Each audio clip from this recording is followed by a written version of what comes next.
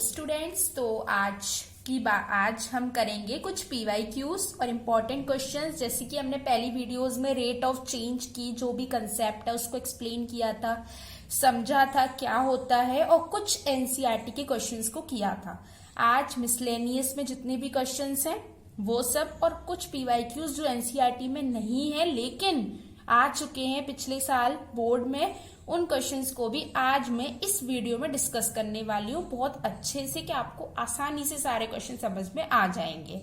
हाँ, वैसे मोस्टली मैंने सारे डिस्कस कर दिया। थोड़ी बहुत डिजिट वगैरह चेंज हो जाए तो वो तो बस कंसेप्ट क्लियर है तो सब कुछ हो सकता है ना। तो आज का हमारा पहला क्वेश्चन जो कि लिखा हुआ है, एक इलिप्स की इक्वेशन दी हुई है 16x² plus 9y² equals to 400। Of course समझ गए होंगे इलिप्स की ही इक्वेशन है। तो हमें ये बताना है कि ऐसा कौन सा पॉइंट होगा एलिप्स पे जब ऑर्डिनेट यानी y और एब्सिसा यानी x, तो वो पॉइंट बताना है जिस पर ऑर्डिनेट उसी ही रेट पे घटेगा जिस रेट पे एब्सिसा बढ़ेगा। यानी इन्होंने क्या बोल दिया पता है, माइनस का dy over dt equals to dx over dt। अगर ऑर्डिनेट घट रहा है तो हम माइनस का लेंगे और एब्सिसा बढ़ रहा है तो प्लस का लेंगे, यानी ये हमें गिवन हो गया। अब हम ये इक्वेशन हमने ले ली। अब ऑफकोर्स अगर हमें dy over dt dx over dt पे जाना है तो हम इसको डिफरेंशिएट ही करेंगे विद रिस्पेक्ट टू टाइम। तो 32x dx over dt plus 18y dy over dt, और कांस्टेंट का डिफरेंशिएशन 0 आ गया। ठीक है। अच्छा, अब हमें ये पता है कि dx ओवर dt और dy ओवर dt सेम है विथ नेगेटिव साइन। ठीक है, तो ये सब 0 में चले जाएंगे। तो कुल मिला के बस क्या बचेगा, माइनस का 18y माइनस तो बचेगा ना, इक्वल्स टू 0। तो 32x इक्वल्स टू क्या बचा, 18y, यानी y क्या बचा, 16x अपॉन 9। ओके, अब हमें y मिल गया। ऑफ कोर्स वो पॉइंट इलिप्स की इक्वेशन को सेटिस्फाई करेगा, तो हम y की वैल्यू को उस इलिप्स की इक्वेशन में डालेंगे, x की वैल्यू निकालेंगे, उसको यहाँ पुट कर देंगे तो y की भी वैल्यू आ जाएंगी। ठीक है, मैंने वहां पे पुट करा 16x² तो मैं ऐसे ही लिख दूंगी, 9 इंटू 2 56 का x² अपॉन 81। ओके, ये 9 से कट जाएगा, इक्वल्स टू 400। 16 9 जा 144x² plus 256 x² equals to 400 into 9 3600। और ये हमारा 10 5 4 9 और 10, तो ये 400x²। तो x² will be 9 and x will be plus minus 3, because x square है तो दोनों ही पॉसिबिलिटी हम तो दोनों ही लेके कंसीडर करते हैं। अब ये प्लस माइनस 3 आ गया। अब हम इसको यहाँ पुट कर सकते हैं, y की भी दो वैल्यू भी पॉसिबल हो पाएंगी, इंटू 3, ये 3 से 3 कट जाएगा, तो प्लस माइनस 16/3। तो जो पॉइंट होंगे इलिप्स पे जिस पे ऑर्डिनेट उसी रेट पे घट रहा है जिस रेट पे उस पॉइंट पे एब्सिसा बढ़ रहा होगा, वो पॉइंट होंगे प्लस माइनस 3, यानी -3 माइनस का 16/3 प्लस 3 प्लस 16/3। ये हमारे पॉइंट आ गए x और y। क्वेश्चन आ गया होगा समझ में, कुछ नहीं है, बस जो भी था वो मैंने करा दिया। नेक्स्ट क्वेश्चन हमको ये दिया हुआ है कि एक मैन है 1.6 मीटर टॉल, यानी उसकी हाइट है ये, जो कि एक लैंप पोस्ट से 0.5 मीटर पर सेकेंड की स्पीड से दूर जा रहा है। तो हमें ये बताना है, lamp post of course light होगी, कि उसकी शेडो किस रेट पे बढ़ रही होगी। आप खुद समझ रहे, जब आप लाइट के सोर्स से दूर जाते तो आपकी शेडो बढ़ती चली जाती है। जैसे मैं आपको उससे समझाऊंगी, जैसे एक लैंप पोस्ट ये रहा, ठीक है, मैन 1.6 मीटर टॉल यहाँ पे मान लो, ठीक है, वो मान लो x दूरी पे आ गया, लैंप पोस्ट से x दूरी पे आ गया, उसकी शेडो ऑफ कोर्स यहाँ बनेगी, आगे की ओर बनती है हमेशा शेडो। ये लैंप पोस्ट की जो हमको लेंथ दी हुई है वो 8 मीटर दी हुई है, और मैन की आइटम को 1.6 मीटर दी हुई है। ठीक है, अब हमसे पूछ रहा है कि उसकी शेडो की लेंथ यानी जो ये है वो किस रेट पे इंक्रीज हो। मैंने शेडो की लेंथ को किसी एक इंस्टेंट पे y मान लिया वेरिएबल के लिए। ठीक है, मैं इसको जोड़ सकती हूँ। ओके, ये 90 90 90 हो गए।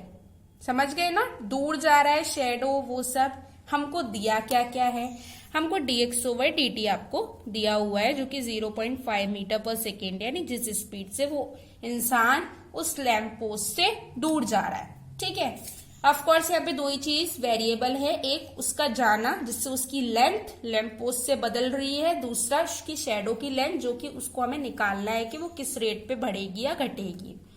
तो यहाँ पे हमें कोई ना कोई रिलेशनशिप स्टैब्लिश करना होगा एक्स और वाई में, और वो रिलेशनशिप हम सिमिलैरिटी ऑफ ट्राइंगल से ही स्टैब्लिश कर सकते हैं। आप देख रहे हो, जैसे मैंने इसको ए बी मान लिया, ये सी डी हो गया, ये ई हो गया, तो ये ए बी ई और सी डी ई आपस में सिमिलर हो जाएंगे ए सिमिलैरिटी से, बिकॉज बी और डी भी 90 डिग्री है और जो ई है वो दोनों में कॉमन है। तो मेरे को लिखना थोड़ा मतलब ज्यादा जरूरी है, आप सिमिलैरिटी तो दिखा ही सकते हो, मैं डायरेक्ट बोल सकती हूँ इस बात को कि जो ट्राइंगल ए बी ई होगा वो सिमिलर हो जाएगा ट्राइंगल सी डी ई के। तो आप समझते हो बी के साथ डी आना चाहिए, ई के साथ ई आना चाहिए।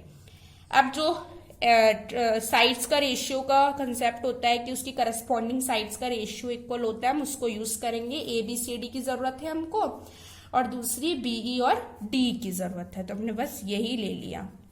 ए बी आपको पता है 8 मीटर है, सी डी आपको पता है 1.6 मीटर है, बीई कितना है x प्लस वाई है, और डीई कितना है y है। ठीक है, ये यहां से 5 हो जाएगा, 5y minus Y 4y equals to x।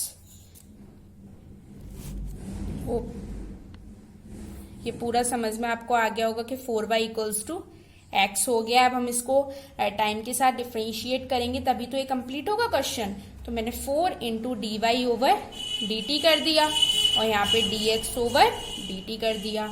हमको dx ओवर dt पहले से दिया है, बट हमें निकालना क्या है कि उसकी शेडो किस रेट पे बढ़ रही होगी, यानी हमको dy ओवर dt निकालना है। तो हम dy ओवर dt इधर लिखेंगे, 0.5 यहाँ पहले से डालेंगे और नीचे 4 को ले जाएंगे, तो हमारा आंसर आ गया 1/8 मीटर पर सेकेंड। यानी जब वो इंसान उस लैंप पोस्ट से दूर जा रहा होगा 0.5 मीटर पर सेकेंड की स्पीड से, तो उसकी शेडो जो है 1/8 मीटर पर सेकेंड स्पीड से बढ़ रही होगी, यानी बड़ी हो रही होगी। अब हमारा एक next question, for the curve y equals to 5x minus 2x cube, x increases at the rate of this, then find the rate of change of slope of the curve।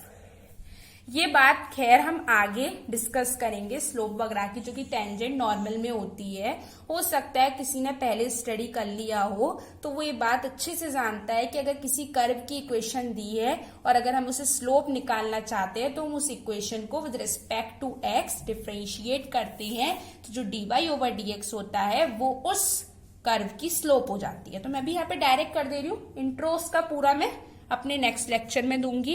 Question आ गया तो मैंने बता दिया है, मैंने D Y over D X किया तो ये 5 आएगा माइनस का 6x स्क्वायर, ये हमारी स्लोप आएगी।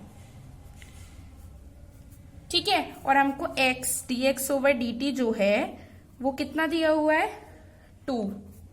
ठीक है, यूनिट वगैरह वो तो आप लिख ही लोगे। ओके, 2 दिया हुआ है।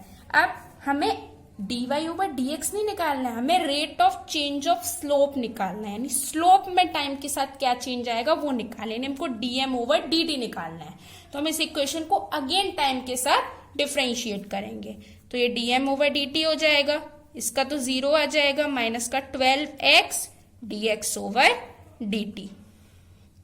अब माइनस x की वैल्यू इंस्टेंट पे आपको 3 दी हुई है, ये रही 3, और dx over dt of course आपको 2 दिया हुआ है, तो 12 2 जा 24 3 जा माइनस का 72 आ गया यहाँ पर, यानी जो स्लोप होगी वो 72 यूनिट पर सेकेंड की रेट से घटेगी जब x बढ़ेगा। ओके, बस यही पूछा था इसमें, तो आंसर इसका माइनस का 72 आ गया है। ओके, अब हमारा नेक्स्ट क्वेश्चन, ये एक एनसीईआरटी का क्वेश्चन है जिसमें ये दिया हुआ है कि जो इक्विलेटरल ट्रायंगल की साइड है वो 0.5 सेंटीमीटर पर सेकेंड की रेट से बढ़ रही है। ठीक है। तो हमको पेरीमीटर में क्या इंक्रीज आएगा, रेट उसकी क्या होगी वो बतानी है। तो सबसे पहले तो इक्विलेटरल ट्रायंगल का पेरीमीटर क्या होता है, इक्विलेटरल ट्रायंगल यानी सारी साइड उसकी जो होंगी वो इक्वल होंगी। तो मैंने उस साइड को ए एक्स, अब जो मानना चाहो वो मान लो। तो पेरीमीटर क्या हो जाएगा, 3x मान लिया, चलो मैंने, ठीक है। आपको dx ओवर dt दिया हुआ है, कितना दिया हुआ है, 0.5 सेंटीमीटर पर सेकेंड दिया हुआ है। मैं क्या करूंगी, इसको टाइम के साथ डिफरेंशिएट कर दूंगी। dx ओवर dt की वैल्यू आपको दी हुई है, तो 1.5 सेंटीमीटर पर सेकेंड की रेट से पेरीमीटर बढ़ेगा जब साइड 0.5 सेंटीमीटर पर सेकेंड की रेट से बढ़ेगी।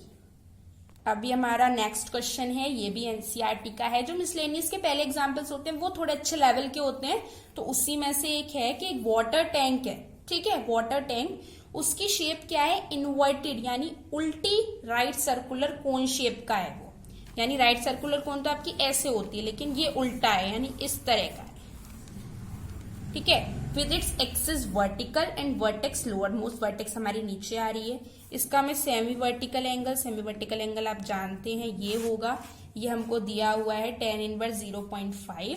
Water is poured into it at a constant, यानी इसमें पानी डाला जा रहा है, इस टैंक में हम ऊपर से पानी डाल रहे हैं, तो इसका कहीं हर बार वॉल्यूम बढ़ रहा होगा ना, तो उस वॉल्यूम के बढ़ने का जो रेट है वो हमको 5 मीटर क्यूब पर आर दिया हुआ है, यानी dv ओवर dt हमको 5 दिया हुआ है। अब हमें ये बताना है कि किस रेट पे इसमें जो भरा जा रहा है पानी, उसकी हाइट बढ़ेगी, ठीक है।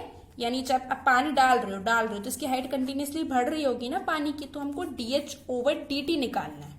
क्या होगा, किस इंस्टेंट पे निकालना है, जब उसकी डेप्थ यानी h 4 मीटर हो, ये आपको गिवन है इसी में, है ना। h जब 4 मीटर हो उस इंस्टेंट पे हमें ये सब कुछ पता करना है। तो जितना क्वेश्चन में दिया था वो मैंने सब लिख दिया, सेमी वर्टिकल एंगल एवरीथिंग। अब यहाँ पे हमें सेमी वर्टिकल एंगल दिया है, हमें वॉल्यूम में रेडियस चाहिए, तो हम पहले रेडियस फाइंड आउट करेंगे h के टर्म्स में या किसी भी टर्म में जिसमें मिल जाए। तो हमको अल्फा क्या दिया हुआ है, tan इनवर्स 0.5 दिया, यानी tan अल्फा क्या हो जाएगा, 0.5 हो जाएगा। अब अल्फा ये आपको दिया हुआ है, ठीक है। ये इस ट्रायंगल को मैं अगर मानूं तो ये परपेंडिकुलर यानी r और ये बेस यानी h, तो tan अल्फा जो है वो r अपॉन h हो गया। ये 0.5 दिया है, ये r अपॉन h, तो r की वैल्यू आ गई h/2, ठीक है। तो इस बात से आप ये भी बोल सकते हो कि जिस इंस्टेंट पे h 4 होगा उस इंस्टेंट पे r जो है वो 2 होगा।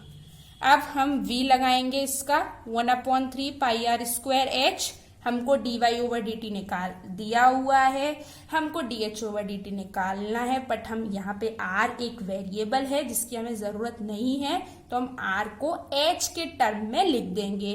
तो r इक्वल्स टू h/2 लिखा हुआ है, हम r स्क्वायर की जगह h²/4 लिख देंगे, है ना। तो ये हमने यहाँ पे लिख दिया 1/3 पाई आर स्क्वायर यानी h² हो जाएगा, अपॉन 4 ही रहेगा, यानी 1/12 पाई h³ v आ गया। अब हम इसे टाइम के साथ डिफरेंशिएट करेंगे, 1/12 into pi 3h² dh over dt, ये 4 कट गया, π/4। h की वैल्यू उस इंस्टेंट पे कितनी दी है, क्वेश्चन ने 4 दी है, 4 का स्क्वायर 16 होगा। dh ओवर dt आपको निकालना है, dv ओवर dt आपको दिया हुआ है 5 दिया हुआ है, हम 5 यहाँ पे लगाएंगे, ये 4 हो गया। तो dh ओवर dt जो है वो हमारा 5/4 पाई मीटर पर आवर होगा, क्योंकि हमको ऊपर जो वॉल्यूम में चेंज दिया था वो आवर में दिया था, ये आवर में दिया हुआ है। तो आंसर मैंने पहले ही बोल दिया था, यूनिट का ध्यान बहुत रखना है इन क्वेश्चंस में, और ये हमारा यहाँ पे आंसर आ गया। अभी क्वेश्चन देखिए, जो सामने में आइसोसेलेस ट्रायंगल का एक क्वेश्चन लिखा हुआ है, ये एनसीईआरटी मिसलेनियस का क्वेश्चन है। ये क्या कह रहा है, आइसोस्केलेस ट्रायंगल की आपको पता ही है 2 साइड इक्वल होती हैं, तो वो 2 साइड जो है जिनका एक बेस है b, वो दोनों ही साइड 3 सेंटीमीटर पर सेकेंड की रेट से घट रही हैं, ठीक है। तो हमको ये बताना है कि उसका एरिया किस रेट पे घट रहा होगा जब वो जो दोनों इक्वल साइड है वो बेस के इक्वल हो जाए। यहाँ पे आपको दे दिया कि वो जो दोनों साइड है वो बी के इक्वल हो जाएंगी। ऑफ कोर्स मैंने यहाँ पे एक आइसोस्केलिस ट्रायंगल कंसीडर करा, दोनों साइड को मैंने एक्स मान लिया, ये बी मान लिया जो हमको दिया हुआ है। आपको क्या दिया हुआ है कि जो dx ओवर dt है वो माइनस का 3 सेंटीमीटर पर सेकेंड है ना, यही दिया हुआ है। अच्छा, आइसोस्केलिस ट्रायंगल का एरिया, तो आइसोस्केलिस का जो एरिया होगा वो हम थोड़ा ट्रिक से निकाल लेंगे। जैसे ये दिया हुआ है ना, यहाँ पे ये b/2 हो जाएगा। हमने ये पहले ही से पढ़ा है कि आइसोस्केलिस ट्रायंगल में आप किसी मीडियन को लो, चाहे परपेंडिकुलर को लो, चाहे एंगल बाइसेक्टर को लो, तीनों ही एक का काम करती हैं, यानी वो सब एक ही जैसा काम करते हैं। तो मैंने बिल्कुल बस वो ही कर दिया है। किसी को भी कंसीडर कर लो, मैंने परपेंडिकुलर कंसीडर करा तो यहाँ पे ये बाइसेक्टर का काम करेगा, तो मीडियन का काम करेगा, मैंने b/2 ले लिया। ये 90 हो जाएगा।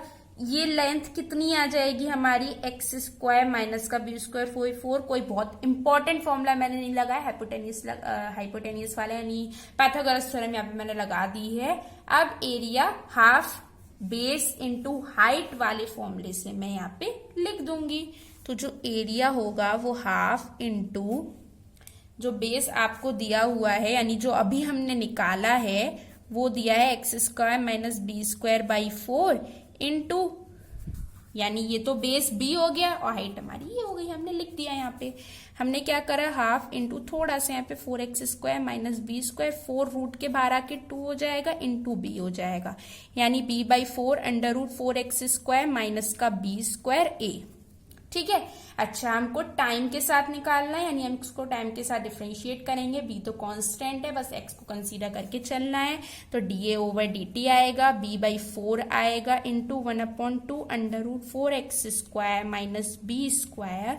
4x स्क्वायर का अगेन करेंगे हम, 8x आएगा इंटू dx ओवर dt आएगा। ठीक है। अब हमें d ओवर dt कब निकालना है, जब वो दोनों इक्वल साइड्स जो है वो बेस के इक्वल हो जाए, यानी हम x की जगह b को पुट कर सकते हैं, है ना।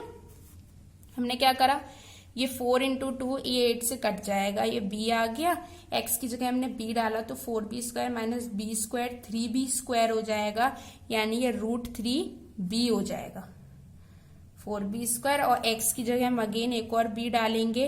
dx ओवर dt की वैल्यू आपको माइनस का 3 दी हुई है, वो हमने डाल दिया। एक b से एक b कट जाएगा, √3 से ऊपर √3 कट जाएगा, तो माइनस का √3b सेंटीमीटर स्क्वायर पर सेकेंड की रेट से जो एरिया होगा वो घट रहा होगा इस पार्ट में, जब हमें उस जो भी दिया हुआ है उसके अकॉर्डिंग। कुछ नहीं किया, एरिया निकाला, एरिया में पुट करा। कंडीशन ये दी हुई थी जब वो दोनों इक्वल साइड्स पी के इक्वल हो जाए। एक लास्ट क्वेश्चन के साथ हम अपना ये लेक्चर कंप्लीट करेंगे। वो क्वेश्चन भी काफी अच्छे खासे लेवल का है। एक टॉवर दिया हुआ है 41.5 मीटर का, ठीक है। टॉवर मैंने बनाया नहीं है, लाइन मान लो टॉवर है, ओके। अच्छा, एक वुमेन जो है वो इस टॉवर से दूर जा रही है, ठीक है। हमको उसके एंगल ऑफ एलिवेशन में रेट निकालना है, जो कि उसके टॉप ऑफ टावर से चेंज हो रहा होगा जब वो 30 मीटर की डिस्टेंस पे है। उसका आई लेवल 1.5। आई लेवल का मतलब ये है कि जैसे मैंने मान लिया कि जो वुमेन है वो x दूरी पे है, और आई लेवल का मतलब उसकी आंख जमीन पे तो होगी नहीं, थोड़ी किसी लेवल पे होगी ना, ऊपर वो खड़ी भी हुई है, तो उसकी आंख जमीन से कितनी दूर है, वो 1.5 मीटर है। तो जब ये 1.5, ये 1.5 मीटर है, तो और ये टोटल 41.5 मीटर है, तो ये कितना हो जाएगा, 40 मीटर हो जाएगा, ठीक है। ये वुमेन आ गई हमारी पूरी। अब हमको वो ये पूछ रहा है, अब एक बात, एंगल ऑफ एलिवेशन क्या होता है, जिस चीज के लिए वो एलिवेशन बोल रहा है उस लाइन से हमारी आई कितना एंगल बना रही है, वो उसका एंगल ऑफ एलिवेशन। यहाँ पे वुमेन की आई है, ये टॉवर है, तो ये एंगल जो होगा वो एंगल ऑफ एलिवेशन है। और हमको d अल्फा ओवर dt ही निकालना है जब x की वैल्यू 30 हो जाए तब। ये है क्वेश्चन, ठीक है। अच्छा, अब हम इसको निकालेंगे कैसे, है ना। अच्छा, यहाँ पे ये x 30 दिया है तो ये भी 30 होगा, जब उस इंस्टेंट पे होगा। 40 तो सेम ही है ना, तो मैं यहाँ पे अगर देखूं तो tan अल्फा से रिलेट कर सकती हूँ इन दोनों को। तो मैंने क्या करा, tan अल्फा लिखा, परपेंडिकुलर हमारा 40 हो जाएगा और बेस हमारा x हो जाएगा।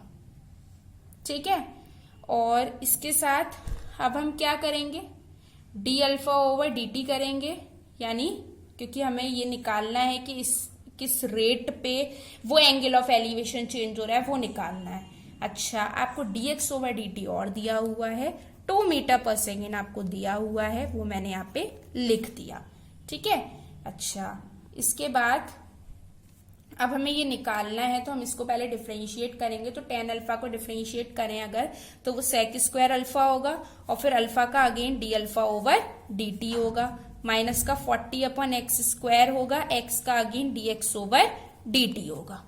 ठीक है, 40 माइनस का 40, उस इंस्टेंट पे x की वैल्यू क्या है, 30 है, तो 30 इंटू 30, dx ओवर dt क्या है, 2, सेक स्क्वायर अल्फा की वैल्यू भी आपको लिखनी पड़ेगी उसी ही इंस्टेंट पे। जब ये 40 है, जब ये 30 है, तो ये कितना होगा, 50 मीटर। कुछ नहीं किया है, पाइथागोरस थ्योरम लगा दी है। सेक अल्फा का formula 50/30, hypotenuse upon base, 50/30 into 50/30 into D alpha over D T, ये दिया हुआ है। मैं D alpha over D T निकालना है। यहाँ से कट कैंसिल आउट हो गया, ये यहाँ से इधर कैंसिल आउट हो गया। इसके बाद हमने इसको 25 से कैंसिल आउट कर दिया, तो जो D alpha over D T आएगा वो माइनस का 4 अपॉन 125 रेडियन, एंगल है ना, पर सेकेंड आएगा। ये आ गया हमारा क्वेश्चन। जितने भी क्वेश्चन हैं अच्छे लेवल के मैंने सारे करा दिए अपनी दोनों वीडियोस में। रेट ऑफ चेंज को हार्डली कोई ऐसा क्वेश्चन बचा होगा जो ना हुआ हो, सब हो गए हैं सारे। लैम्प पोस्ट वाला, शेडो वाला, सैंड वाला, इवन कोन वाला, एंगल वाला, एंगल ऑफ एलिवेशन वाला, सब करा दिए। इंपॉर्टेंट होते हैं, इसी से बस इसी के अराउंड क्वेश्चंस, बस थोड़ा हो सकता है डिजिट चेंज हो जाए, लेकिन कंसेप्ट यही यूज करते हैं सब, इसके ऊपर नहीं जाना चाहिए। और होप आपको ये rate of change of quantities के दोनों लेक्चर्स अच्छे लगे होंगे। आगे हम अपना टेंजेंट नॉर्मल या इंक्रीजिंग डिक्रीजिंग फंक्शन की ओर प्रोसीड करेंगे। थैंक यू, आपने मेरी वीडियो को पूरा देखा और अच्छे से समझा। Okay, bye.